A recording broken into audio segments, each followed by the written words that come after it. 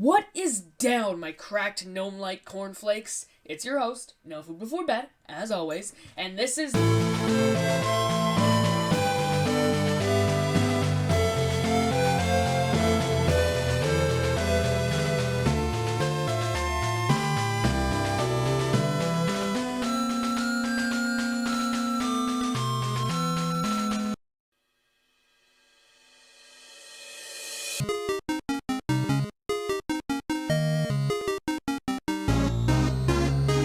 So, Skuntle is a gnome-like character who wears red shoes and a cracked red hat. He has a dark blue shirt, or what I'm assuming is a dark blue shirt. I don't know, you can't really see it, it's pretty dark, and a big, gray beard, also. He has yellowed teeth and a pink nose.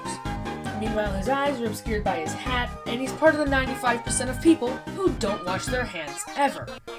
So, most people think Skuntle is from Chapter 2, but... you know, they also might think that he's like a leak from Chapter 3. Or maybe he's not even real. But that's not true. He's actually a very well-hidden boss in Chapter 1. He also goes along with the well-hidden boss in Chapter 2, Dip on Scattlebox. But basically, Skuntle's whole deal is that he wants the 7 orbs of ultimate power and destruction and construction. More on that later. He wants these orbs so that he can, quote-unquote, boingo do the world. If you know all this stuff about the character, you may be asking, how do you fight him? Oh, well, it's not like I know how to fight him, and it's not like I made an entire chapter of a video dedicated to him.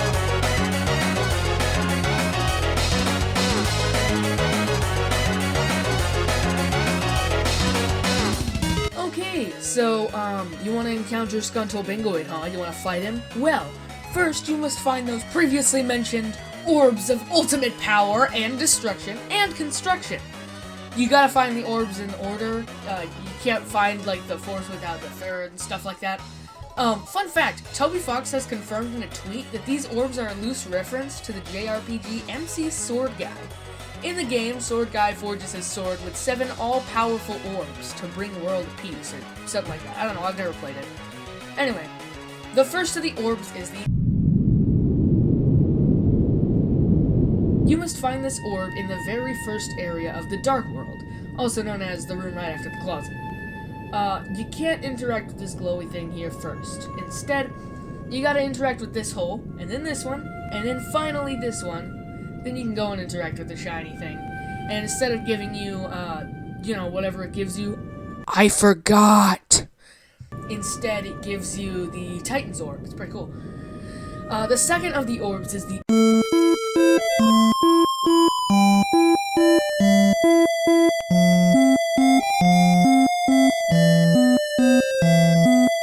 You can find this orb in, You can find this orb in Castletown, but only in the first chapter. So you can see that there's a glow shine able to be interacted with.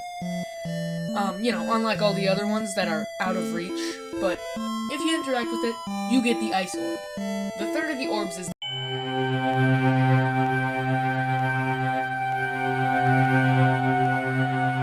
In the castle entrance in Castletown, after meeting Rouse and fighting Lancer, you can freely walk around, but before you leave the room, remember to walk around while spamming interact and you'll eventually get the darkness orb. The fourth of the orbs is...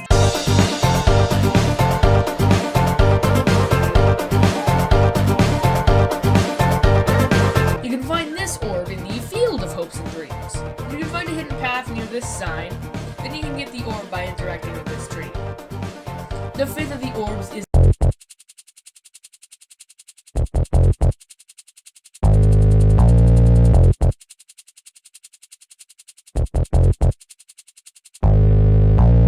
It can be found inside the Great Board area. You can see that this pillar has an orange top instead of white like the other ones. And another secret path can be found right here that leads to it. The orange top is the orb, by the way, so when you interact with the pillar, you get the orb. The sixth of the orbs is...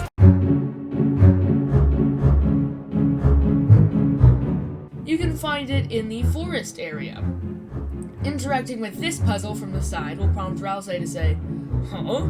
There's a small yellow orb by this sign. I don't know why, but that's just how I imagine Rousey talking when Rousey says this.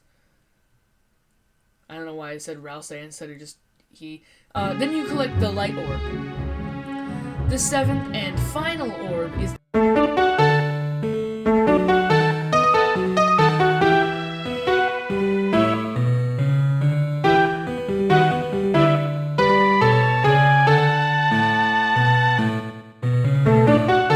found at the bake sale, and if you've done everything correctly, then this guy's dialogue will be different, and you're able to get the orb as another option in his dialogue. And after that, it's as simple as going through this door and selecting.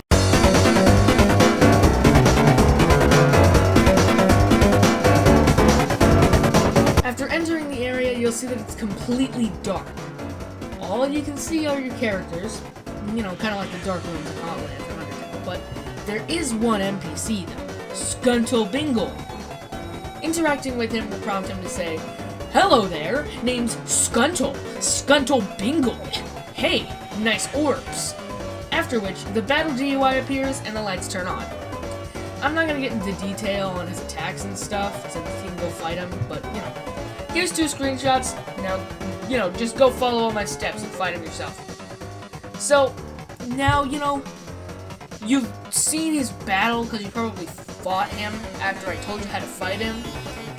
But now you're wondering, this is such a weird character. No food. How did Skuntle come to be?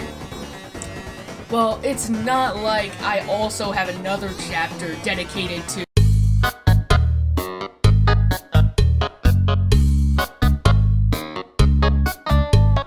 Believe it or not, Skuntle was based off Toby Fox's friend. Let me explain. Back when Toby Fox was making Undertale, he had a friend named Skuntle Bingoid. Skuntle would always give Toby advice and such, but when Skuntle played Toby's game, specifically Undertale, and didn't see his name in the credits, he was angry. Him and Toby fought for a few hours before Skuntle left Toby's house, and he never heard from Skuntle ever again. You know, that's what I'd say, unless... Toby was walking down the street during the making of Deltarune Chapter 1.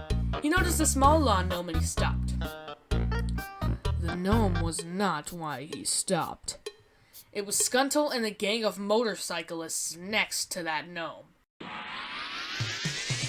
Toby tried to run, but he couldn't. He had to fight. Toby easily beat down the motorcyclist with the gnome, shattering its hat and foot in the process. Now, he had to go up against Skuntle. As they fought, they ended up in a small wooden shack, and after beating Skuntle, Skuntle pleaded to please have his name in the credits. Toby agreed and they're friends again. The end. Stay tuned till next time, when I talk about the extremely well-hidden boss in Chapter 2, Dip-Off Scattlebox!